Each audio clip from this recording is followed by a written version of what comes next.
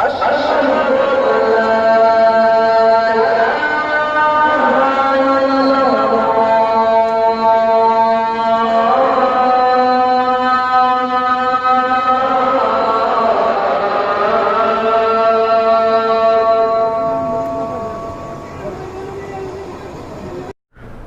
باللہ من الشیطان الرجیم بسم اللہ الرحمن الرحیم لا الہ الا اللہ محمد رسول اللہ صلی اللہ علیہ یا رسول اللہ صلی اللہ تعالی علیہ وسلم نور من نور اللہ۔ الحمدللہ رب العالمین الرحمن الرحیم الرحمن الرحیم الرحمن الرحیم مالک یوم الدین ایاک نعبد و ایاک نستعین اہدنا الصراط المستقیم صراط الذین انعمت علیہم غیر المغضوب علیہم ولا الضالین آمین آمین آمین۔ بسم اللہ الرحمن الرحیم۔ قل هو اللہ احد اللہ الصمد لم یلد ولم یولد ولم یکن لہ کفوا احد۔ بسم اللہ الرحمن الرحیم۔ قل هو اللہ احد اللہ الصمد لم یلد ولم یولد ولم یکن لہ کفوا احد۔ بسم اللہ الرحمن الرحیم۔ قل هو اللہ احد اللہ الصمد لم یلد ولم یولد ولم یکن لہ کفوا احد۔ بسم اللہ الرحمن الرحیم۔ اللہم صلی علی سیدنا محمد نور الانوار و سیر الاسرار و سید الابرار صلی اللہ علیہ یا رسول اللہ صلی اللہ تعالی علیہ وسلم نور من نور اللہ۔ السلام علیکم ورحمۃ اللہ وبرکاتہ۔ کیسے آپ لوگ؟ خیریت سے ہیں؟ اللہ خوش رکھے، خیر سے رکھے اور اللہ ہر مشکلات آسان فرمائے۔ درود و سلام کے برکات اور توبہ کی حقیقت میں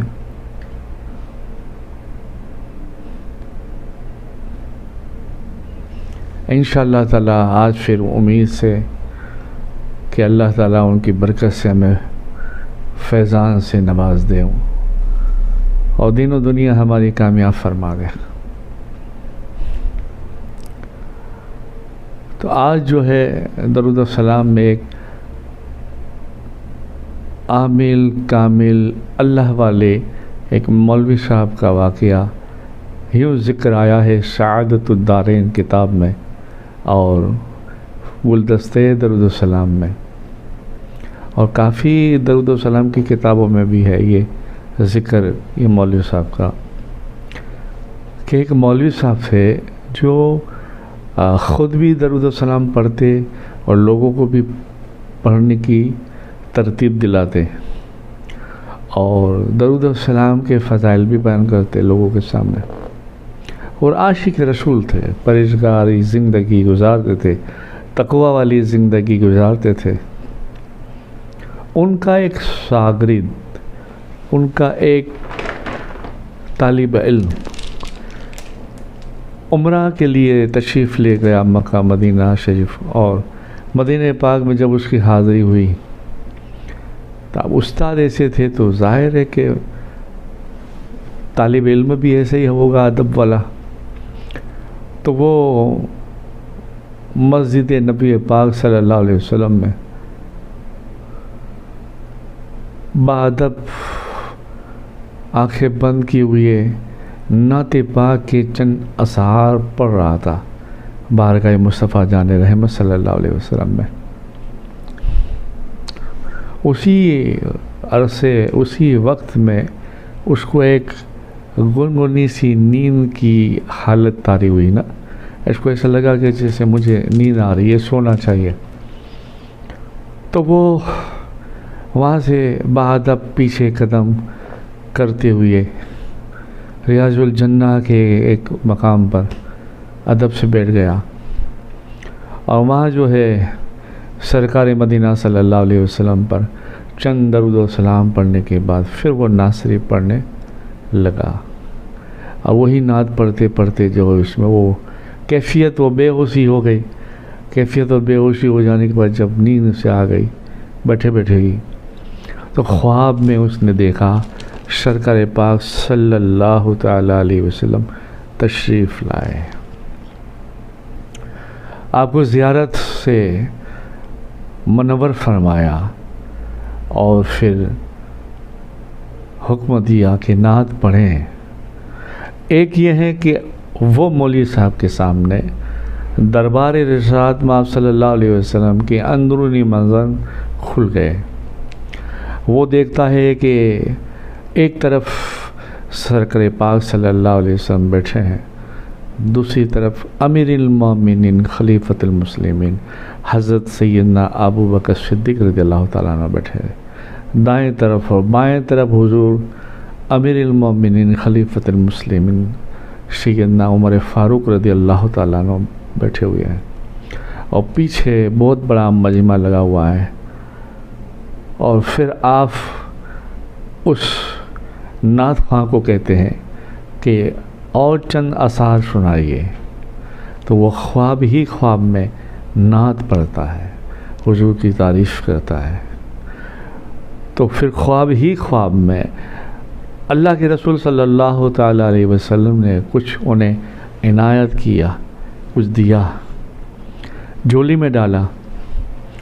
تو خواب ہی خواب میں کہتا ہے کہ یا رسول اللہ صلی اللہ تعالیٰ علیہ وسلم، میں حج بدل حضرت ابو بکر صدیق رضی اللہ تعالیٰ عنہ کے لیے آیا ہوں، لہٰذا میرے خواہش ہے کہ حضرت صدیق اکبر رضی اللہ تعالیٰ عنہ بھی کچھ عنایت فرمائے. تو پھر حضرت ابو بکر صدیق رضی اللہ تعالیٰ عنہ نے بھی اپنے کرتے مبارک سے کچھ لیا اور کچھ عنایت فرمایا. اور وہ خواب بھی نہیں، وہ ظاہری بھی نہیں، ایک کشش نورانیت کچہری مصطفیٰ صلی اللہ علیہ وسلم میں سمجھو اس کی حاضری ہو رہی ہے. وہ دیکھ رہا ہے کہ میرے ساتھ ایسا ہو رہا ہے. المختصر خیر، پھر جو ہے وہ مولوی صاحب کے وہ جو طالب علم تھے وہ کہنے لگے حضور اور کوئی فرمان؟ تو میرے اور تمہارے کریم آقا صلی اللہ علیہ وسلم نے فرمایا کہ تمہارے استاد وہ مولوی صاحب کو ہمارا سلام کہنا، اور کہنا اسی ورد و وظائف میں خوب اضافہ کرے، خود پڑھے اور لوگوں کو پڑھائے. یعنی درود و سلام پڑھنے کی ترتیب دلائے کہ پڑھو، خوب پڑھو. تو یہ تھی آج کی درود و سلام کی برکت میں مولوی صاحب کا خواب. اور نعت پاک صلی اللہ علیہ وسلم پڑھنے سے حضور پاک صلی اللہ علیہ وسلم اور اپنے یاروں کی طرف سے انعامات. درود پاک پڑھے. اللہم صلی علی سیدنا محمد نور الانوار وسر الاسرار وسید الابرار صلی اللہ علیہ یا رسول اللہ صلی اللہ تعالی علیہ وسلم نور من نور اللہ. کسی نے مجھے سوال چھوٹا موٹا کیا تھا تو تھوڑا ذہن میں آ گیا میرے. کہا تھا کسی نے یا پیر صاحب کیا صحابہ پڑھتے تھے درود؟ ارے یار صحابہ ان پہ جان چھڑکتے تھے، تو درود کی بات کر رہے ہیں آپ کیا؟ وہ تو آج ہماری تمہاری نظروں میں ہے ہم پنجتن والے ہیں، ہم چار یار والے ہیں. ارے بابا ہم تو ہر یار والے ہیں، ہمیں ہر یار سے اس کے پیار ہے، ہمیں ان کے ہر یار سے محبت ہے. وہ نورانی گھرانہ یار.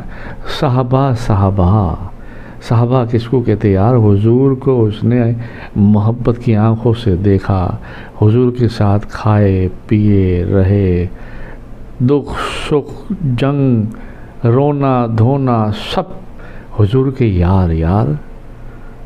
پنجتن بھی ہمارے سر آنکھوں پر، یار بھی ہمارے سر آنکھوں پر. یار ہمارا تو کام ہے سنیت کا کہ بس ان کے جو ہو گئے ان پر جانشار ہو جانا. ہم کون ہوتے ہیں یار یہ بڑا وہ چھوٹا، یہ تو یوں نہیں یار. ہمارا کام ہے، ہم سنی ہے، بس سر جھکا لینا، بادف ہو جانا، کیونکہ یہ ایسی بارگاہ ہے کہ جہاں بڑا بڑا علماء جو ہوتا ہے نا، وہ ایک بے ادبی کی وجہ سے پھینکا جاتا ہے، اور یہی یہ دربار ہے یہ کہ صرف ادب کرنے سے ہے نا وہ بندہ عاشق رسول ہو جاتا ہے۔ کئی ایسے اللہ والوں کے قصے ہیں جو اپنی زندگی میں وہ خود کچھ ایسے فعل کرتے تھے جو نہیں کرنا چاہیے، مگر اس فعل کو چھوڑ کر جب اللہ کی طرف چلے تو اللہ نے انہیں ایسا بنایا آج لوگ ان کا نام یاد کرتے ہیں، ان کے نام کا صدقہ مانگتے ہیں۔